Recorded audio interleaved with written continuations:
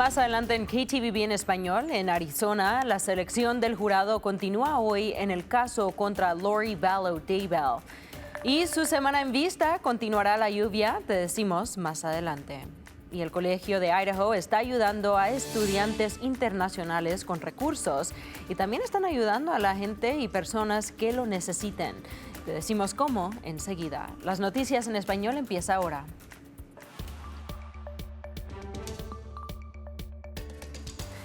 Bienvenidos a KTVB en español, soy Brenda Rodríguez y empezamos en las noticias nacionales con el caso de Arizona.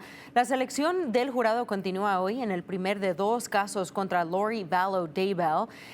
Si se recuerda, en el 2023 fue condenada en Idaho por los cargos de asesinato de sus dos hijos, así como la ex mujer de su quinto marido. Fue sentenciada por vida y ahora enfrenta cargos en dos otros juicios con conspiración para cometer asesinato contra su cuarto marido y otro cargo de conspiración contra el ex marido de su sobrina. Se espera que la selección del jurado se extienda durante esta semana. Están buscando 12 jurados y 4 suplentes para escuchar los testimonios, los cuales se esperan que duren entre 4 y 6 semanas.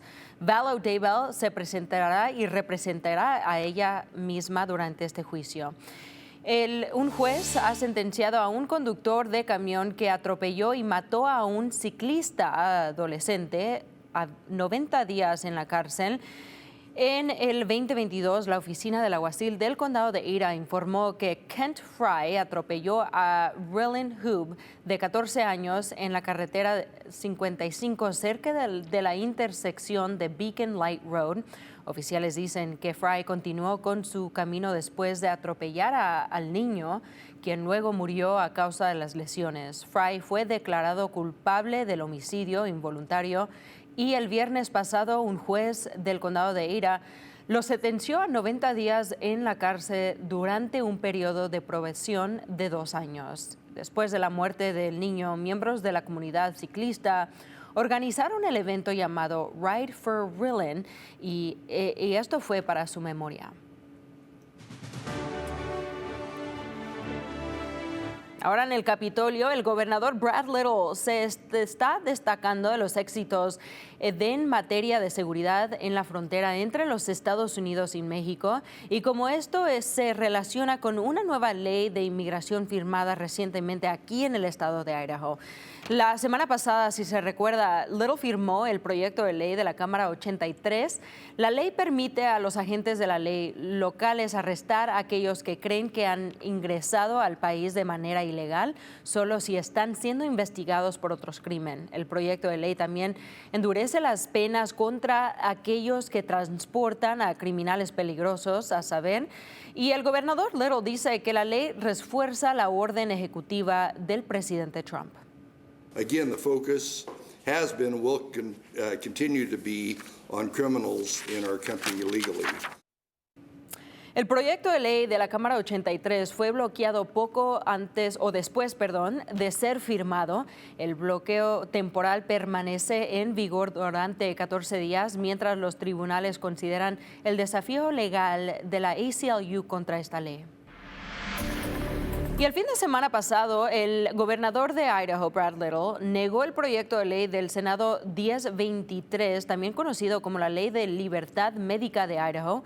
Este proyecto de ley cambiaría la actual ley de parada del coronavirus de Idaho y la ampliaría a más amplia esta ley para la libertad médica de Idaho. Las nuevas disposiciones de esto establecen que los negocios de Idaho no podrían negarse a dar servicio a nadie basándose en si han utilizado cualquier intervención médica como una vacuna.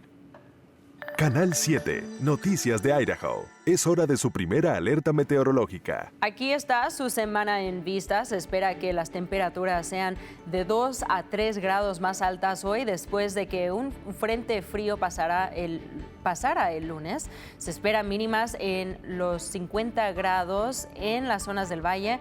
Existen una ligera probabilidad de lluvias dispersas a lo largo de la tarde en gran parte del sur de Idaho. Condiciones ventosas con vientos de 10 a 15 millas por hora Y en las áreas del Valle Mágico, los vientos podrían llegar hasta los 20 millas por hora. La probabilidad de lluvias bajarán durante la tarde y hasta mañana.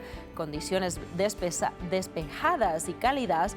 Hacia el fin de semana también se espera con temperaturas máximas durante el día, alcanzando los 60 grados medios a los altos para el domingo. Y el Colegio de Idaho dio un buen uso a algunas canastas de paquetes extras hechas para los estudiantes internacionales. Todos los años, la Oficina Multicultural de Asuntos Internacionales del Colegio de Idaho trabajan con familias e iglesias locales para crear un paquete de bienvenida para estudiantes de otros países.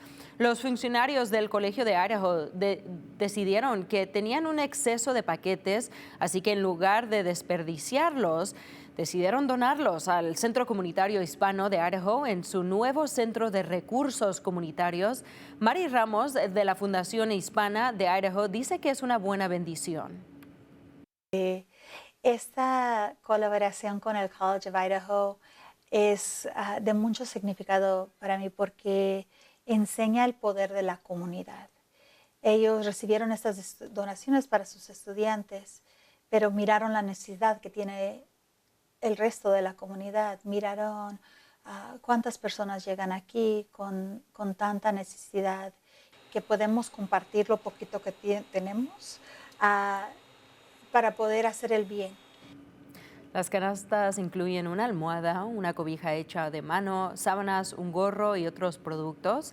Para quienes lo necesiten, el Centro de Recursos también ofrece comida y también ropa.